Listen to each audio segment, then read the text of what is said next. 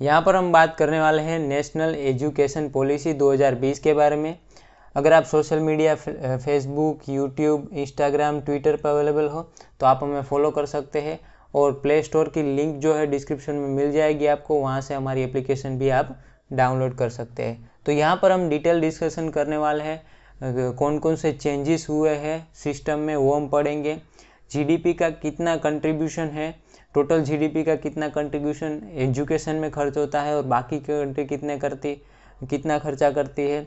Multiple entry and exit option क्या है, languages, vocational courses, वो सारे जो चेंजेस है वो हम यहाँ पर देखेंगे।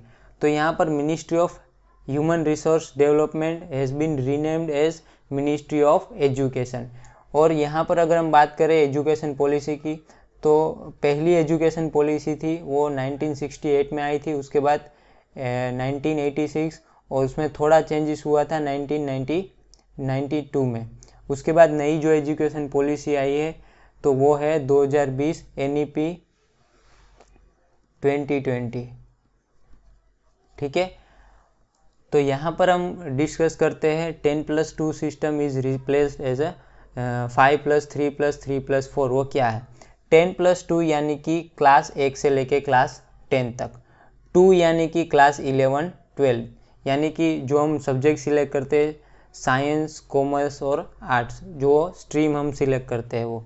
ठीक है, तो यहाँ पर जो है 5+3+3+4 क्या है, तो उसको स्टेजेस में डिवाइड किया गया है। सबसे पहला जो स्टेज है फाउंडेशनल स्टेज, उसके बाद प्रिपरेटरी स्टेज, उसके बाद मिडल स्टेज और उसके बाद सेकेंडरी स्टेज। तो फाउंडेशनल स्टेज में क्या है, 3 साल आंगनवाड़ी, प्री स्कूल, बाल वाटिका उसमें कंसिडर होगा, और 2 साल जो है क्लास 1 और 2। ठीक है, उसके बाद प्रिपरेटरी स्टेज, तो उसमें क्लास 3 से लेके क्लास 5। उसके बाद मिडल स्टेज है, तो 6 से लेके 8वीं तक मिडल स्टेज कंसिडर किया जाएगा। और सेकेंडरी स्टेज जो है तो यहाँ पर क्लास 9 से लेके 12वीं तक सेकेंडरी स्टेज कंसिडर किया गया। That is the changes. यहाँ पर जो है 10+2 उसको रिप्लेस किया गया है ये एजुकेशन सिस्टम से। तो यहाँ पर हम समझते हैं कि 10+2 यानी कि वो तो 12 साल हुआ, और यहाँ पर 5+3+3+4, so that is if we consider that is 15 year. तो यहाँ पर जो है हमको ज़्यादा 3 साल पढ़ाई करनी ऐसा नहीं है। तो यहाँ पर क्या लिखा है, children in the age group. तो एज ग्रुप हम देखें तो age group 3 to 6 are not covered in the 10+2 structure as a class 1। तो पहली क्लास में जो बच्चा एडमिशन लेता है तो यहाँ पर children in the age group of 3 to 6 are not covered in the 10+2 class structure. Begins class 1 begins at the age 6। बट यहाँ पर जो नई सिस्टम है 5+3+3+4 में, तो यहाँ पर ECCE यानी कि early childhood care and education from age 3 is also included. तो यहाँ पर वो भी इंक्लूड किया गया है, which is aimed at the promoting better overall learning development and wellbeing.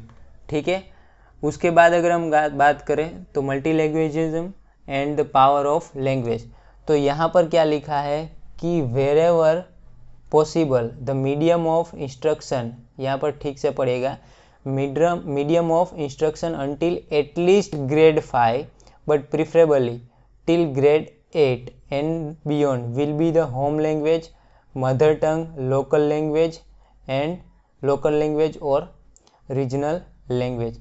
तो यहाँ पर है कंपलसरी नहीं है, लेकिन medium of instruction at least until at least grade 5 but preferably till grade 8। तो यहाँ पर जो है पढ़ाई होगी होम लैंग्वेज में।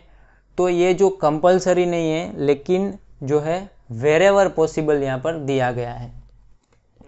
उसके बाद ग्रोस एनरोलमेंट रेशियो क्या है, तो यहाँ पर ग्रोस एनरोलमेंट रेशियो बढ़ाने की बात की गई है। तो ग्रोस एनरोलमेंट रेशियो क्या है, मान लो कोई भी एक डिस्ट्रिक्ट में अगर हम बात करें तो 10,000 बच्चे हैं, 10,000 बच्चे, उसमें से 9,800 इतने जो है बच्चे एडमिशन लेते हैं स्कूल में, तो ये जो रेशियो है दैट इज़ 98%।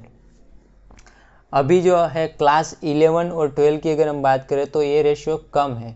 उसके बाद हायर एजुकेशन यानी कि कॉलेज की बात करें तो एडमिशन जो बच्चे लेते हैं वो उससे भी ज़्यादा कम है। तो वो जो रेशियो है ग्रोस एनरोलमेंट रेशियो वो बढ़ाने की बात की गई अप टू, वो जो टारगेट सेट किया गया है 50% तक। कब तक? 2035 यहाँ पर, तो 2035 तक उसको 50% तक किया जाएगा। उसके बाद है कॉलेज एंट्रेंस एग्ज़ाम। तो यहाँ पर जो कॉलेज एंट्रेंस एग्ज़ाम है वो कॉमन होगी। The principle for university entrance exam will be similar. The NTA national testing agency will work to offer a high quality common aptitude test. तो यहाँ पर कॉमन एप्टीट्यूड जो है टेस्ट ली जाएगी, as well as specialised common subject test, ठीक है, in the science, humanities, languages, arts and vocational subjects at least twice every year, ठीक है। तो ये जो है एग्ज़ाम ली जाएगी कॉलेज के लिए।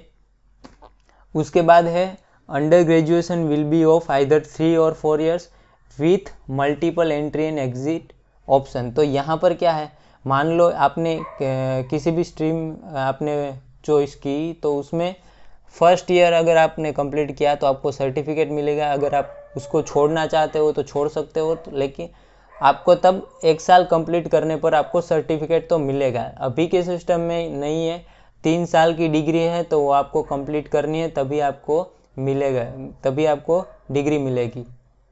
अगर 2 साल कंप्लीट करते हो तो एडवांस डिप्लोमा 3 साल, तो बैचलर डिग्री 4 साल, तो बैचलर डिग्री विथ रिसर्च। तो यहाँ पर है बड़ा चेंज, यहाँ पर ये किया गया है कि 1 साल 2 साल अगर आप करते हो तो क्रेडिट जो है वो कंसीडर होगी। और दूसरे सब्जेक्ट में अगर आप लेते हो, यहाँ पर आपने सब्जेक्ट मान लो किसी और सब्जेक्ट में आपने एंट्री ली, ठीक है, तो ये जो क्रेडिट है वो कंसीडर होगी। पे अभी के लिए क्या है कि आप किसी और सब्जेक्ट में नहीं ले सकते, लेकिन यहाँ पर आप अभी दूसरे सब्जेक्ट में ले सकते हो और वो क्रेडिट भी कंसीडर होगी। उसके बाद हम जीडीपी, टोटल जीडीपी का कंट्रीब्यूशन यहाँ पर कंट्री वाइज देखते हैं। तो ये कंट्री वाइज जो है कंट्रीब्यूशन है तो ज़्यादा है एज़ कम्पेयर टू इंडिया। तो यहाँ पर वो है 6% का जो है टारगेट किया गया है कि 6% टोटल जीडीपी का एजुकेशन में हम खर्चा करेंगे। यहाँ पर जितने भी सारे कंट्री है with well developed education system, तो उसमें जीडीपी का, टोटल जीडीपी का कंट्रीब्यूशन अगर हम फिनलैंड का देखें तो 7% है, ठीक है। तो ये जो है काफ़ी अच्छा है। उसके बाद वोकेशनल कोर्सेज में जो है फोकस ज़्यादा किया जाएगा। Local vocational expert such as carpenter, gardener, तो ये सारे जो कोर्सेज है वो भी करवाए जाएंगे, ताकि क्या है कि जो स्किल है वो डेवलप की जा सके। तो ये जो है बहुत बड़ा बदलाव है। तो इतने सारे जो चेंजेस है हमने देखे। अगर आपको वीडियो अच्छा लगा तो लाइक कीजिए, सब्सक्राइब करिए और शेयर करिए। I hope it is helpful to guys. Thanks for watching.